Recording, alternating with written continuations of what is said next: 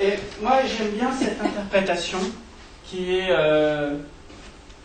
faite par des chercheurs anglo-saxons, selon laquelle il y avait un problème de fixation de la nouvelle lune, c'est-à-dire le premier jour du mois, c'est où on voit la lune apparaître. D'accord? Donc vous voyez, ça conditionne la date du 14 Nissan, puisque si on fixe, si on voit rien, il y a des nuages, ou je sais pas quoi, ou c'est pas visible pour une raison quelconque, c'est bien. Le tribunal qui décide le début du mois, il la voit pas, mais vous voyez, il y a une ambiguïté. À un jour près, il peut y avoir un problème. Alors, ce qui se passait, c'est que la nouvelle lune était fixée par observation en Israël, mais en diaspora, ils ne pouvaient pas se permettre de faire ça. Ils avaient quelque chose de fixe qui était calculé astronomiquement. Mais les observateurs en Israël, en Galilée, en Judée, gardaient cette l'observation pour fixer la date du mois. Ce qui fait qu'il peut y avoir un décalage entre les Judéens et les autres Juifs sur la date. Et comme par hasard, l'évangile de Jean se sert vraisemblablement, si on en croit les exégètes, de sources judéennes. Donc c'est pour ça qu'ils n'auraient pas le même calendrier, ils n'auraient pas le même jour de Pâques que que Matthieu, Marc et Luc, les synoptiques, qui eux écrivent, enfin ont des sources qui ne sont pas judéennes, mais plus,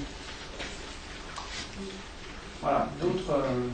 Ils écrivent pour des gens, pour des chrétiens qui habitent dans d'autres parties de l'Empire romain. Ça ne résout pas le problème de savoir qu'est-ce qu'a fait Jésus exactement. Ça, c'est un peu difficile à atteindre. Mais ça explique peut-être pourquoi les synoptiques pensent comme ça et les gens pensent comme ça.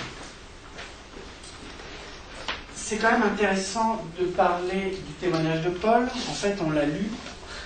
C'était une très bonne introduction. J'ai reçu du Seigneur ce que je vous ai enseigné, c'est que le Seigneur Jésus, dans la nuit où il fut livré, prit du pain. Lui, il ne fait pas mention particulière du céder à cet endroit-là. Par contre, il fait mention, Paul, dans cette même lettre aux Corinthiens, il fait mention du levain. Faites disparaître le vieux levain afin que vous soyez une pâte nouvelle, puisque vous êtes sans levain, car Christ, notre Pâque, a été immolé. Vous voyez, c'est marrant comment il fait la relation entre le pain sans levain, la recherche du pain. Alors, évidemment, il lui donne un contenu théologique, moral, une application. D'ailleurs, les Juifs font exactement la même chose. Le levain, c'est l'orgueil, etc. Célébrons donc la fête non avec du vieux levain, mais avec un levain, non avec un levain de malice et de méchanceté, mais avec du pain sans levain de la pureté et de la vérité. Donc il y a quand même ce témoignage de Paul. Christ, notre Pâque, a été immolé. Donc voilà, moi je dirais que Jean insiste sur la dimension sacrificielle. Jésus est l'agneau pascal, la Pâque. Tandis que les synoptiques, eux, ils soulignent le fait que le dernier repas a pris place au cœur du céder du repas pascal, avec l'idée de mémorial, d'actualisation, et le pain qui représente l'agneau, le pain rompu et la matzah brisée en deux. On pourrait aussi se dire, ben voilà, il n'y a pas que les récits de la Passion, il y a aussi la messe. On retrouve des éléments. Ben, l'hostie, c'est un pain sans levain, tout bêtement. Le prêtre, c'est celui qui sacrifie la Pâque. Comme dans la Pâque qui était sacrifiée dans le temple. Il y a quelque chose d'intéressant, c'est les bénédictions qui sont à l'offertoire, qui ont été réintroduites par Vatican II.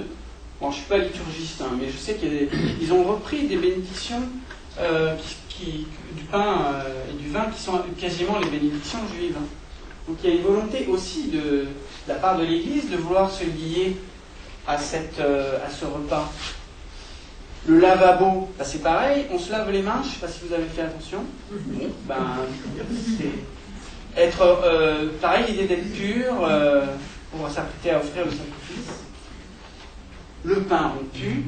Pourquoi il est l'agneau de Dieu? Bon, voilà. L'anamnèse, ça veut dire mémorial, l'anamnèse. Nous rappelons ta mort, mais on est devant, on y assiste en fait. C'est ça que ça veut dire. Nous rappelons, ça ne veut pas dire, on s'en souvient. Et au temps pascal aussi, on a l'expression qui est reprise de la lettre aux Corinthiens, Christ, notre Pâque, a été immolé. Donc là, ça prend quand même une dimension un petit peu différente.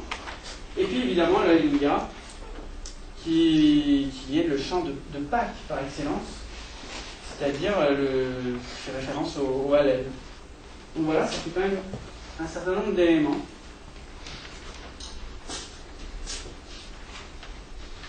Voilà.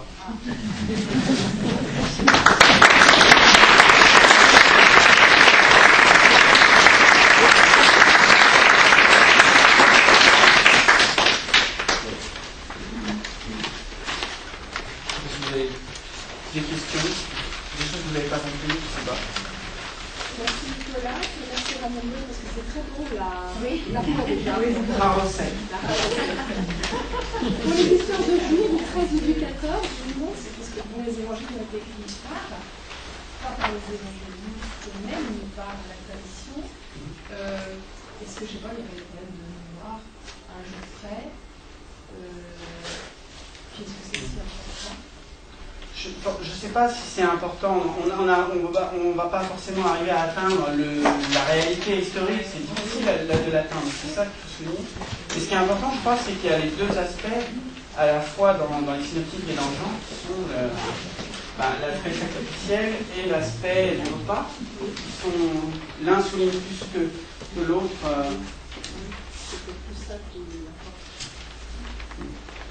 Tu sais pourquoi on n'a pas fixé la date de Pâques le dimanche qui serait le plus proche du 14 avril?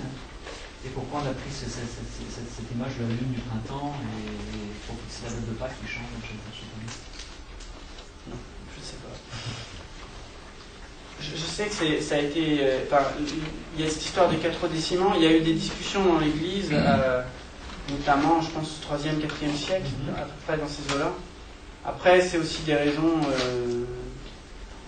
le christianisme était quand même très pluriel à cette époque-là. Il y avait diverses tendances. Bon, après, on a appelé ça les hérétiques. Il y a eu des condamnations. Il a fallu unifier tout ça. Et c'est vrai qu'il y avait toute une palette de... D'ailleurs, l'histoire de calendrier, ça reflète vraisemblablement des façons de faire aussi. Et je sais pas pour la fixation. Moi, j'ai toujours entendu dire que dans notre vocabulaire chrétien, Pâques, ça veut dire passage. Or, c'est un terme qui n'a pas du tout employé ce soir. J'ai entendu dire sauter par-dessus la mort, amener immolé, sacrifice. Donc, finalement, est-ce que c'est une mauvaise interprétation, une mauvaise traduction? Moi, je trouve que ça ne reflète pas très très bien, mais peut-être que c'est l'idée, quand on dit passage, c'est le passage de l'ange, mais passer au sens de je passe, quoi. C'est-à-dire, je ne m'arrête pas devant la maison pour exterminer les premiers-nés. Mais je trouve que le mot épargné est plus clair quand même. Moi, j'avais imaginé que le passage, c'était à la fois le passage de la mer Rouge et en même temps le passage de la mort à la vie. Non. Ça moi, c'est pas comme ça que je comprends. Non, je pense pas que ça soit ça. Alors après, évidemment, théologiquement, c'est ça. On est bien d'accord. Mais dans les termes, dans les termes précis, c'est pas ça. Dans les gestes, tu veux dire, c'est pas ça. C'est plus sauver, en fait. C'est plus épargner au sens de sauver. Donc sauver de la mort, sauver de la mort et du péché. Je crois que c'est important de se situer d'abord dans une situation, voir si on parle de notion théologique ou d'exégèse. Voilà. Et dans la théologie, c'est pas faux, au contraire, on peut toujours enseigner en faisant comme les chiffres, c'est le passage, etc. Mais si on prend les racines du mot, après on a des choses. De toute façon, la théologie, oui, c'est ça. On a fait des mots. On garde les mêmes idées, mais pas forcément avec les mêmes mots exacts. Le mot Pâques, ça vient de la transcription. Pessar, ça a donné Passera en araméen, et je pense que ça doit être Pasqua ou Pascha en grec, un truc comme ça.